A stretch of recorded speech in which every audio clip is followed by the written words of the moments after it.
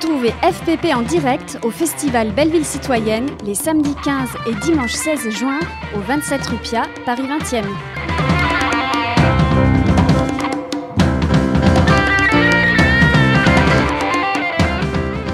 Aujourd'hui, on est en direct de Bloc Belleville. On se trouve sur le Belvédère, en haut du parc de Belleville. Je ne sais pas si vous êtes au courant, je le dis à tout notre public. Aujourd'hui, c'est aussi la marche de commémoration pour l'assassinat de Lamine Dieng par la police. Voilà. Et aujourd'hui, toute cette journée, il y avait une marche de commémoration organisée par la famille de Lamine Dieng qui a été tué il y a 12 ans dans le quartier de Père-Lachaise à la Banane. Heureusement, on a des représentantes sur le plateau. Et résultat, on s'est dit qu'une des choses qui serait très importante, au moins aujourd'hui déjà, c'est de diffuser un reportage réalisé avec la sœur de Lamine Dieng, Ramata, qui lutte contre les violences policières et pour la vérité et la justice quant à la mort de son frère. Donc on va vous faire écouter ça, parce qu'on trouve que la parole des premiers concernés, c'est la plus intéressante, et on va revenir ensuite en plateau.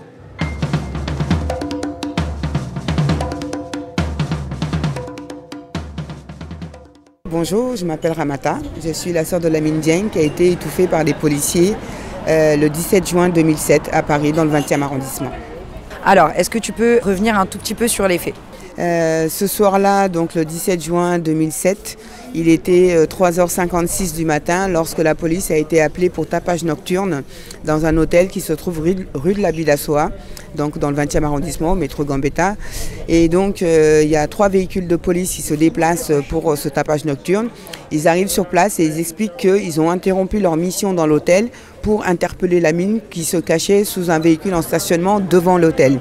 Et donc ils interpellent Lamine pour sa sécurité, c'est ce qu'ils vont déclarer au juge d'instruction et à nous-mêmes, la famille, pour sa sécurité. Et donc ils vont le menotter sur la nuque, un bras passé par-dessus l'épaule, l'autre replié dans le dos.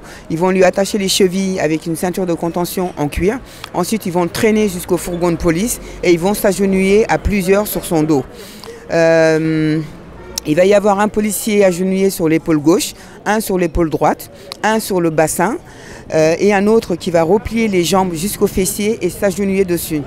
Personne, ils avoueront jamais qu'il y avait un policier agenouillé sur la tête de Lamine, mais l'autopsie et la cartographie des blessures sur le corps de Lamine va révéler qu'il y avait effectivement quelqu'un sur la tête de Lamine parce qu'il y a une dizaine d'hématomes sur la tête de Lamine, dont un de 5 cm sur 7 au niveau de la fontanelle, donc la zone la plus sensible et la plus fragile du crâne. Et donc, en fait, Lamine va mourir. Il va vomir avant, respirer son vomi dans le fourgon de police. Ensuite, nous, la famille, bon, ils vont nous dire que Lamine est mort d'une overdose, hein, c'est le premier résultat qui sort chez eux. Leur version officielle, c'est que Lamine serait mort d'une overdose et qu'eux ne seraient pour rien dans sa mort. Sauf que nous, on va porter plainte le 22 juin, donc voilà, c'était le 17 juin qu'il a été tué. Le 22 juin, on va porter plainte au tribunal de grande instance de Paris. Et là, notre plainte va permettre d'avoir une contre-expertise médico-légale. Et c'est cette contre-expertise médico-légale qui va dire que Lamine n'est pas mort d'une overdose, qu'il est mort d'une asphyxie mécanique. Asphyxie mécanique due à quoi? À l'appui facial contre le sol avec pression du sommet de la tête. Et donc, voilà, ces résultats sont dans le dossier depuis décembre 2007, donc 6 mois après la mort de Lamine. Le juge d'instruction va rien faire de ces résultats scientifiques. Il va attendre 2014, donc c'est-à-dire on est en 2014, donc 7 ans plus tard, pour prononcer un non-lieu. On va faire appel de cette décision. Un an plus tard, donc en 2015, la Chambre de l'instruction de Paris va confirmer le non-lieu. Et cette fois-ci, on va encore faire appel et passer devant la Cour de cassation. La Cour de cassation va mettre 2 ans, donc en juin 2017, pour confirmer le non-lieu d'une manière définitive. Ça veut dire que pour la justice française, pour l'appareil judiciaire français, Lamine est mort tout seul. Il ne s'est rien passé. Voilà, le non-lieu, ça veut dire qu'il n'y a pas lieu d'ouvrir un procès, il n'y a pas matière à ouvrir un procès parce qu'il ne s'est rien passé. Et donc, voilà, le juge nie les éléments scientifiques, nie les témoignages qu'on a pu trouver. Et voilà, on est dans un déni de justice manifeste. Et donc là, voilà, c'est ce qu'on dénonce depuis 12 ans maintenant et qu'on va continuer à dénoncer. La seule vérité qui est sortie, c'est la vérité scientifique. Voilà. Et cette vérité est niée parce qu'elle ne va pas dans le bon sens. Elle ne dédouane pas les policiers. Au contraire, elle les accable. Et donc voilà, on est dans un pays où les victimes de violences policières n'obtiennent jamais réparation. Et quand on est dans une situation comme celle-ci, que faut-il faire? C'est la question que nous posons. Et il faut s'organiser. Et donc s'organiser, ça veut dire quoi? Faire de l'éducation populaire. Voilà, que chacun sache comment la justice fonctionne, que chacun sache quels sont ses droits et voilà, qu'on se protège mutuellement les uns les autres de cette police qui n'est pas là pour servir et protéger, mais qui est là pour réprimer, violenter, humilier et tuer au final. Voilà, résultat, parce que vis-à-vis des jeunes, de tous les jeunes qui pourraient être voilà, soumis à ces violences policières, on a vu qu'elles augmentaient aussi de plus en plus. Il y a un message aussi à passer. Oui. Le message, c'est que personne n'est à l'abri aujourd'hui de ces violences policières, de ces violences d'État. Effectivement, les quartiers populaires et certaines communautés comme les Noirs et les Arabes ont servi de laboratoire à ces violences policières. Les outils, les dispositifs de répression ont été développés dans ces quartiers-là, sur ces personnes-là. Et aujourd'hui, ça s'est généralisé à l'ensemble de la population. Et donc, quiconque conteste le pouvoir, quiconque sort du rang, eh bien, s'expose à la répression d'État.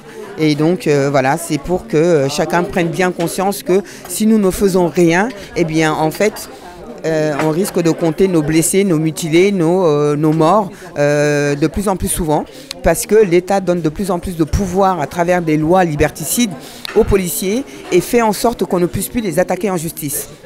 Et donc, quand on est face à ça, on rentre dans un état policier, un état de répression, une forme de dictature, parce que c'est ça qui parle aux gens. C'est une forme de dictature où la liberté d'expression pour certains est complètement niée. Et donc, voilà, quoi, on se bat pour l'égalité de tous face à la loi, quoi. Sur le plateau d'Info 20 Béton, lors de l'événement Blog Belleville, diffusé sur fréquence Paris Pluriel, 106.3 FM. Et donc, on vient d'écouter le reportage réalisé avec Ramata Dieng, sœur de Lamine Dieng, assassinée dans le quartier de la Banane il y a maintenant 12 ans. Alors moi, j'avais quand même envie, avant de vous passer un micro-trottoir qu'on a réalisé avec les copines assises à côté de moi, de demander à mes camarades de la Banane en sport sur les violences policières dans ce quartier à Père-Lachaise. Est-ce que ça existe encore? Ça existe encore, bien sûr. Bon, moins qu'avant, mais il y en a toujours. C'est régulier même. Tous les jours. On est humiliés. Tu peux développer un tout petit peu? Genre, je me rappelle, il y avait un jour, on était tous sur Udjuris.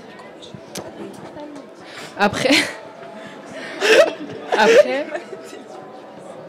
ils nous ont tous contrôlés devant nos darons, enfin devant nos mères, or qu'on n'avait rien fait. Ils nous ont mis à la queue lulu. Et là, tu t'es senti humiliée? C'est pas normal de faire ça devant des mères. Bah non. De contrôler leurs enfants devant eux alors qu'on n'a rien fait. C'est vrai, c'est vrai. Et même si on est des filles, enfin, je sais pas, c'est un minimum de respect envers les grands. Ben non, aucun respect. Ils nous ont dit, mettez-vous tous devant les grillages, devant nos mères, et nous contrôler, alors qu'on n'avait rien fait. On était juste assis. Pour eux, c'était comme un signe de force. Ok. Comme s'ils étaient au-dessus de nous, de pouvoir faire ce qu'ils veulent comme ça devant tout le monde. Ok. Et ben justement, ce phénomène-là est un phénomène qui n'existe pas que dans votre quartier, même si on reste sur les quartiers du 20e. Nous, on a fait un petit micro-trottoir avec vous aussi sur la question des violences policières. Déjà, est-ce que vous pouvez vous présenter, parce qu'on ne vous a pas vu sur le début du plateau, si ça ne vous dérange pas? Moi, je m'appelle Fatou, j'ai 19 ans et j'habite dans le 20e arrondissement, dans le quartier qui s'appelle Orto. Bonjour, je m'appelle Lolo et j'habite aussi à Orto. Ok. Et donc, nous, on a décidé de réaliser un peu ensemble des reportages. Et on était dans le quartier d'Orto, alors juste et vers la place de la Réunion. Ouais, sur la place. Ouais. Ce qui était un peu surprenant, c'est que faut dire la vérité, on a galéré à avoir des témoignages quand même. Ouais, quand même. Franchement, on a vraiment galéré parce que quand ils entendaient police, en fait, ils avaient peur, ils disaient non, je suis pas dans ça, moi je suis pas dedans, je veux pas. Alors qu'on voulait juste leur témoignage en fait. Mais on a réussi à avoir quelques interviews, mais voilà. C'est vrai. C'était galère. Voilà. Bon, on va s'écouter ça tout de suite. Ouais. Ça vous va? Ouais. Cool.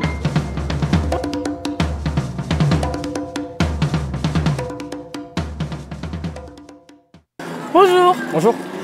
C'est quoi votre rapport avec la police? Des fois on voit à la télé que c'est des gens bien et tout, mais en fait non. Dans la vraie vie, j'ai envie de dire que non, en vrai c'est des gens qui font de l'abus de pouvoir complet. Moi ils m'ont attrapé 1000 fois ici, pour rien. Même mes gars ils sont là, ils sont en galère. Dans la justice, elle est où? On s'entend pas, on s'aime pas, on comprend pas, et voilà. Il n'y a pas de dialogue avec eux, ils font vraiment de l'abus de force, ils parlent mal. Enfin, même quand on ne cherche pas, on leur parle tranquille. Ils font, même sur des petits, ils font de l'abus de pouvoir, ils menacent des mamans, des petites 5 ans. Donc moi, la vision de la police, elle est assez mauvaise. Mais moi, en tant que blanc, j'ai moins ce... Non, mais c'est vrai, la vérité, c'est... Après, ça m'est déjà arrivé de me faire contrôle, mais que quand j'étais avec des amis qui sont peut-être d'une autre origine ou d'une autre ethnie. Mais tout seul, en vrai, ça m'est déjà arrivé peut-être une fois dans ma vie. Ok, est-ce que tu penses qu'il y a des raisons à ça? Moi en tout cas, franchement, j'ai pas de raison, mais eux, peut-être. Chacun va m'aider à sa porte, tu vois. Eux-mêmes, là, il y a les gilets jaunes, il y a les conneries, il y a les bagarres, tout ça.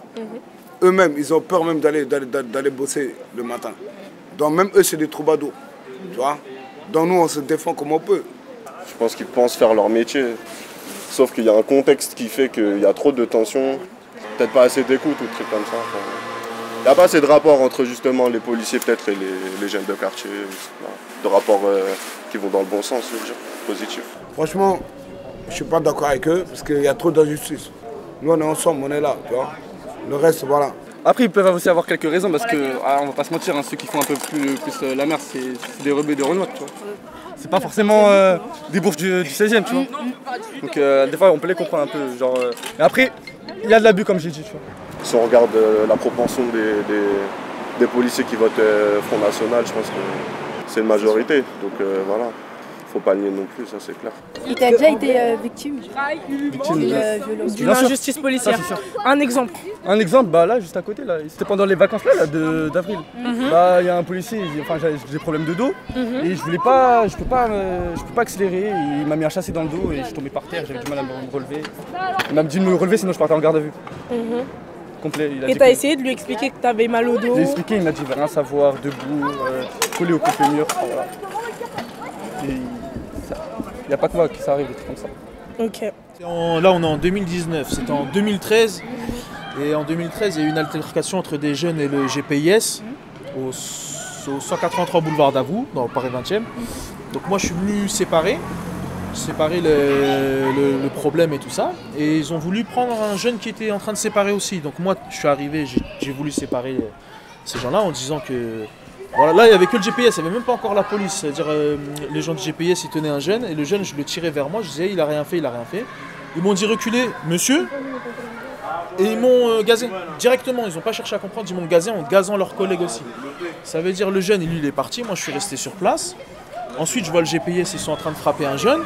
Donc je me retourne, je vois, je me fais frapper. Ça me met à terre, bon moi j'ai rendu des coups aussi. J'ai rendu des coups, j'ai mis 3 coups. Ces 3 coups ils m'ont coûté 5 000 €, voilà, faut pas jouer les justiciers. Et la police elle est arrivée. Et quand la police elle est arrivée, il m'a attrapé par le dos. Et un collègue du GPIS, il m'a gazé le visage. Mais moi, comme je m'étais déjà mangé la gazeuse, et je sais que ça fait mal, j'ai tourné ma tête et c'est parti dans le visage de la police. Bref, commissariat, 24 heures de garde à vue, devant l'OPJ. Je vois, il y a le policier. Le policier, je sais pas qu'est-ce qu'il fait là, donc je lui serre la main. Je lui dis bonjour monsieur. Je pense qu'il allait témoigner pour moi pour dire que moi, j'étais en train de juste me débattre et tout ça. Il a dit que je l'ai gazé. Je lui dis mais monsieur, je vous ai jamais gazé. Si, tu m'as gazé. J'ai fait mais elle est où la gazeuse? Je sais pas mais tu m'as gazé. J'ai fait mais si je vous ai gazé, c'est grave monsieur. Je lui dis si je vous ai gazé, c'est grave monsieur. Elle est où la gazeuse? Normalement il y a une enquête. Il y avait 24 témoins de GPIS qui n'ont jamais dit dans leur déclaration que je vous ai gazé. Non mais je sais pas mais tu as pris une gazeuse et tu m'as gazé avec.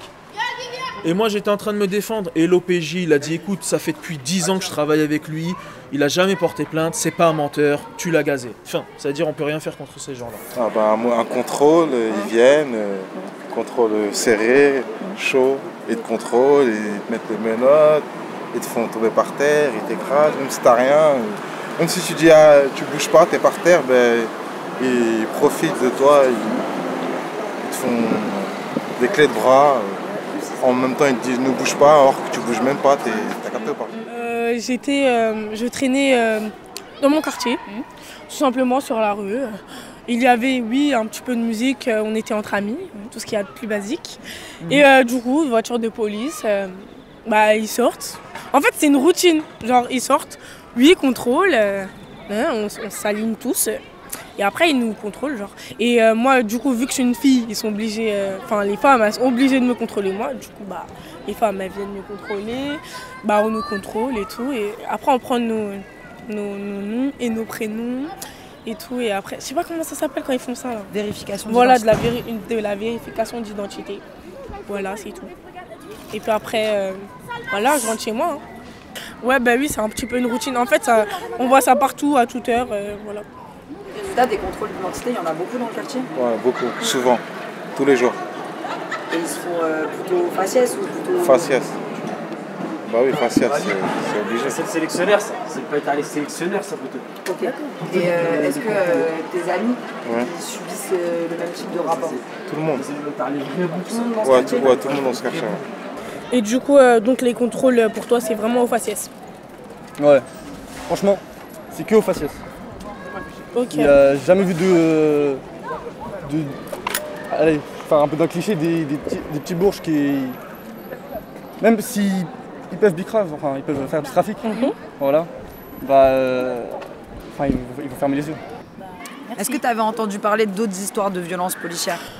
Oui, j'ai entendu parler, comme j'ai vu mon grand frère par exemple, quand j'étais en primaire, il était un petit peu dans les trafics de drogue, du coup ça fait qu'il y avait beaucoup de descentes chez moi de policiers. Et je l'ai vu se faire frapper devant moi, j'étais petite quand même. Je voyais des chiens partout et tout, ils ont cassé ma porte et tout. Ils ont dérangé ma chambre. Enfin, c'est pas normal, mais c'est devenu basique. C'est grave un peu ça, non? Que ce soit ça à la base. Ouais, un peu. En fait, c'est le contexte. Parce que oui, vendre de la drogue, c'est un crime. Mais le faire de cette manière devant des enfants, ça aide pas forcément. Parce qu'après, l'enfant qui grandit, il a une image bizarre de la police. Donc, faut pas s'étonner que quand on voit la police, on l'insulte ou on fait un petit truc. Voilà, c'est logique, qu'on réagisse comme ça. Après avoir vu des choses comme ça. Ok, Radio Béton. Alors, on a écouté attentivement ce reportage. Et moi, ce que j'aimerais vous demander, les filles, c'est... voilà, écoutez, on a pu entendre que malheureusement, même si vous êtes des filles, vous aussi, vous avez connu... ces contrôles répétitifs et abusifs. Et est-ce que vous pensez que derrière ça, il y a une solution ou quelque chose qui fait qu'on puisse un jour faire en sorte que ça puisse arrêter tout ce bordel? Alors là, la question elle était perspicace. Je t'écoute. Oui, peut-être que les policiers suivent une autre formation que leur formation habituelle, parce que c'est un petit peu... Bon, après, je pense pas qu'en formation, ils apprennent à faire ça, quoi. Je pense que c'est eux qui prennent des initiatives sans forcément avoir appris à faire ça. Mais bon, je sais pas. Peut-être plus les contrôler eux. Leur hiérarchie devrait plus les contrôler eux que... Je peux vous garantir que moi qui suis pas de Paris, je suis de Marseille, et ce qui est bizarre, c'est que malheureusement, on entend les mêmes histoires partout, que ce soit chez moi ou chez vous, c'est exactement la même chose. Et voilà, je vais laisser la parole aussi à Idan, qui a ce mot à dire là-dessus. Ouais, moi aussi, je voulais dire, rajouter sur ce qu'elles ont dit. Je pense que les policiers qui... Parce qu'en fait, c'est un concours policier. Tu deviens un policier comme tu passes le concours d'infirmière, tu passes truc. Moi, je pense que pour rentrer devant la police, pour avoir autant de pouvoir, il faudrait avoir passé un test psychologique. Parce que les gens qui font... Non mais c'est réel, les gens qui font ça, c'est un mec comme toi, moi, le mec demain il se dit j'en ai marre de la vie, ça paye bien, je deviens policier, il vient, il voit quelqu'un, il se compare. Parce que comment un policier, il peut se prétendre policier et il peut se comparer à un jeune? Il vient, il se dit ouais, il veut jouer le show, je vais jouer le show avec lui. Non, c'est pas comme ça que ça marche. Après il tue ou il blesse et il dit mais c'est lui qui fait le fou, c'est eux qui sont comme ça. Bah non, t'es policier, t'as des responsabilités, tu dois les assumer. Comme nous, on nous dit d'assumer nos actes quand ils nous interpellent, eux aussi ils assument leurs actes. Tu descends pas dans un quartier, tu frappes un jeune, tu le contrôles, tu lui prends sa conce, tu lui dis, alors qu'eux-mêmes parfois en sortant du taf, ils fument du shit, comme n'importe quel être humain. Dans un travail, il y a de tout. Ça veut dire normalement comme tout le monde, comme moi je passe des tests pour avoir des choses, eux aussi ils devraient passer des tests pour devenir policiers. Moi je suis totalement d'accord avec toi. Après, faut dire que... Moi, j'ai connu malheureusement, j'ai connu aussi les surveillants pénitentiaires, et que ce soit surveillants policiers, c'est clair qu'il y a beaucoup de gens, on a le pressentiment, on sent qu'ils font ce métier-là, parce qu'ils ont besoin de se venger d'une certaine frustration qu'ils ont pu connaître plus jeunes. Mais il n'y a pas que des gens comme ça. Donc je pense que ce n'est pas la formation en elle-même qui fait que les policiers deviennent comme ça, parce qu'il y a quand même un minimum de bons policiers, on va dire. C'est pour ça qu'il faut une expertise psychologique. Exactement. Parce que si lui c'est un bon, ben on le laisse, mais celui que c'est pas un bon, eh ben il Moi je pense que c'est la mentalité, c'est ce qu'ils ont sur le cœur. Je pense qu'il y a des gens qui sont mauvais, qui ne méritent pas d'être policiers, et c'est ces gens-là qui foutent la merde, voilà, pour pas... Moi, j'avais juste envie de demander comme ça, là, justement.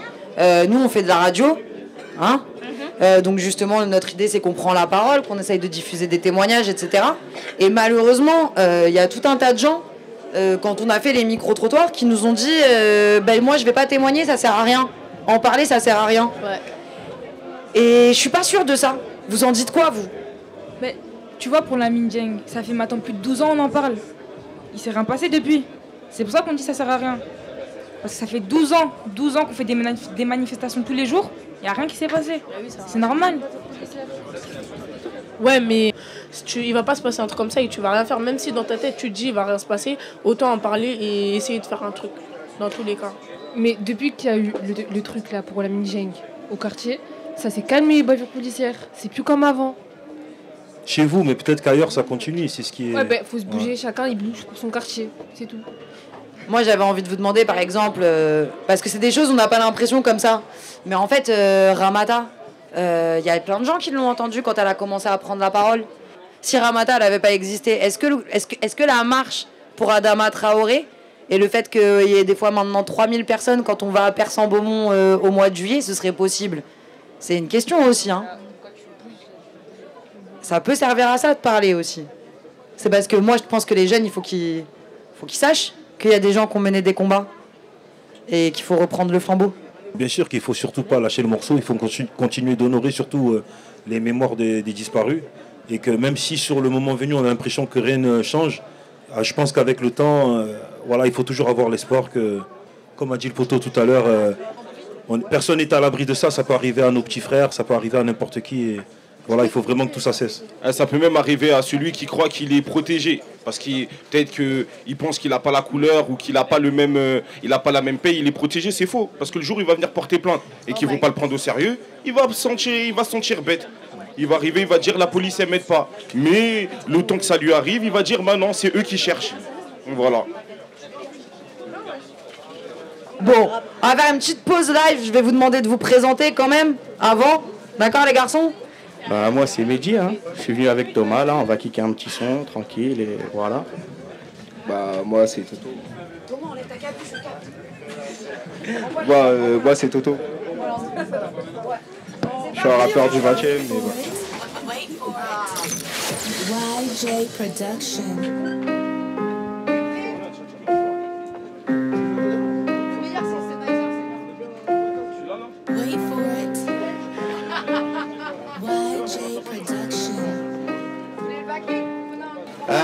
J'arrive sur le beat un peu comme dans la ville. Qu'est-ce que tu racontes, tu connais rien de nos vies. Tu parles de la fumée à la ville, avec ski, ouais gros chasse dans la ville, avec sa vesquille des schmitts. J'passe au quartier avec les humains, ils kiffent. Le téléphone sonne, faut rien que ça débite. Et j'ai 15 minutes pour arriver au but, ça viscère le zombie. Et j'encaisse les waris, moi je me dis c'est bon, ils m'ont condamné.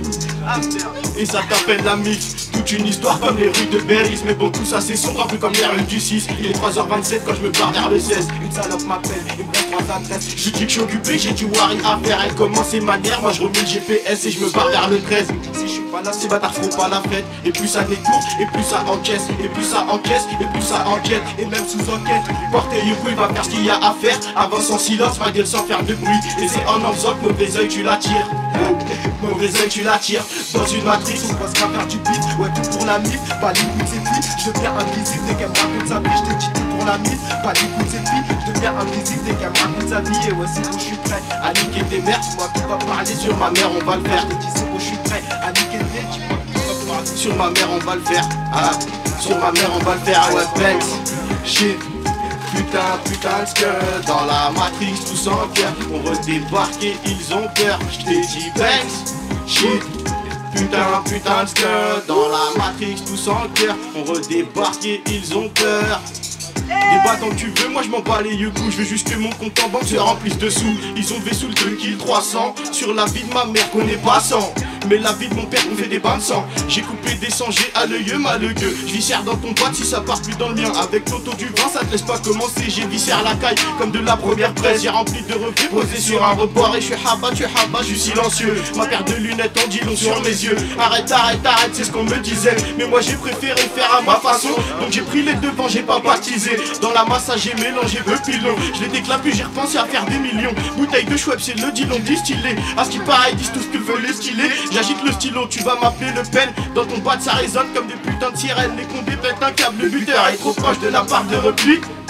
Si j'en tire un profit, petite sœur à l'abri parce que j'ai cassé mon dos. J'ai pas mangé les os, ouais j'arrache tous leurs peau pour m'en faire un manteau. Pour m'en faire un manteau, je t'ai dit Banks, shit. Putain de skirt, dans la Matrix tous en cœur. On redébarque et ils ont peur. Je t'ai dit Banks, shit. Putain de skirt, dans la Matrix tous en cœur. On redébarque et ils ont peur.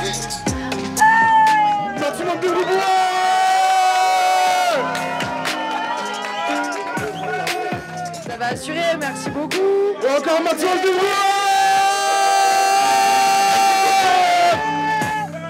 On termine quand même en revenant un tout petit peu sur un événement qui s'est passé aujourd'hui, qui était la banane en sport.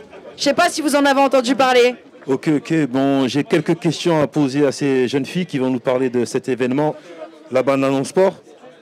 Alors, j'aimerais savoir, à partir de quel contact sur le quartier vous avez décidé d'organiser cet événement?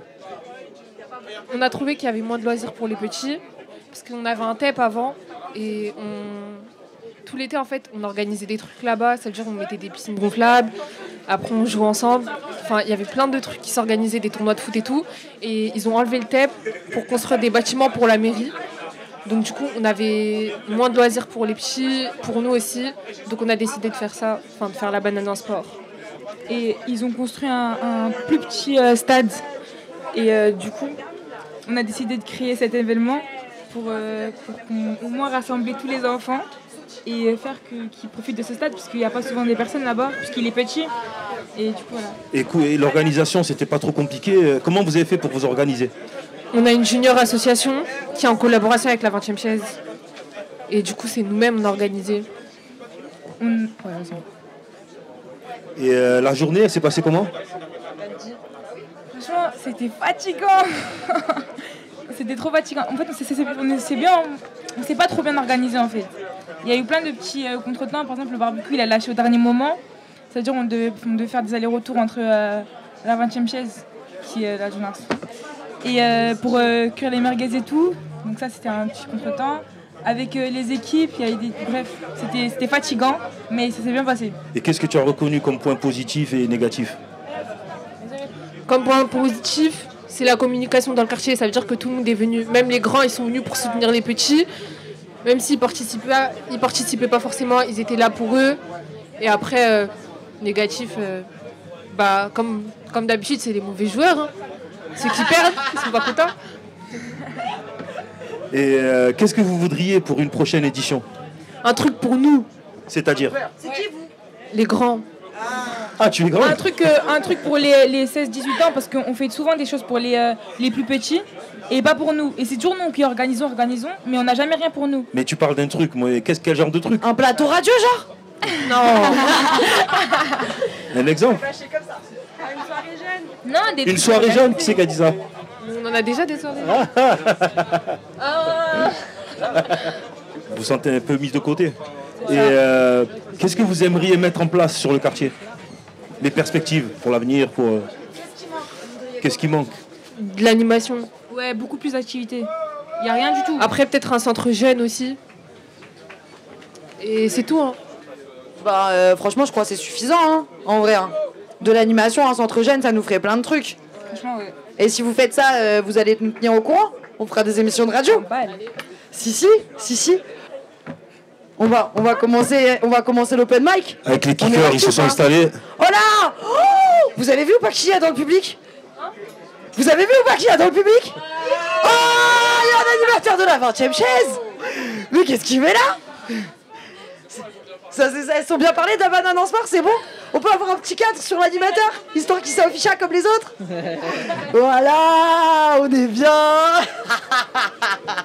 C'était gratuit, c'était injuste. On y va. Wesh, ils font tous la même. Comment ça je me prends la tête à écrire alors qu'ils font de la merde? Tu vas voir, Ranel, moi, je vais t'envoyer flamme sur flamme. Et tu verras, frère. À 16 ans, mon gars, j'écrivais mieux qu'eux. Nouveau rappeur, pas de nouveau flow. De la chasse en conserve, j'arrive comme un rouleau. Clam sœur, rap, boulot gros. Je chiale de rire comme mes confrères. Qu'on sait cette question quand c'est concède. Oh my god, wow. Mes psychomatiques se bloquent, mes plastique, ton cortex. Mon escorte coupe le souffle, des ciseaux magiques comme excess. Ma bouche faucille globe tactique, flamme bleue. J'nique vos gestuels, vos gestes cruels. Déjà mes cestuaires, mes rimes sexuelles. Faut que je rémunère et déboucher vos oreilles de cérumen. Flamme bleue, maître de cérémonie, mannequin mytho.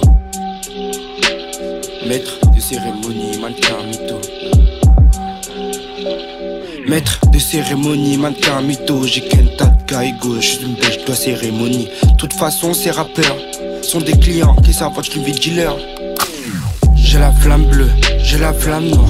Je dois rafler s'il le faut, je les flinguerai. Mon flot entraîne flamber, tous ces matamorphes face à moi deviennent des mécamorphes.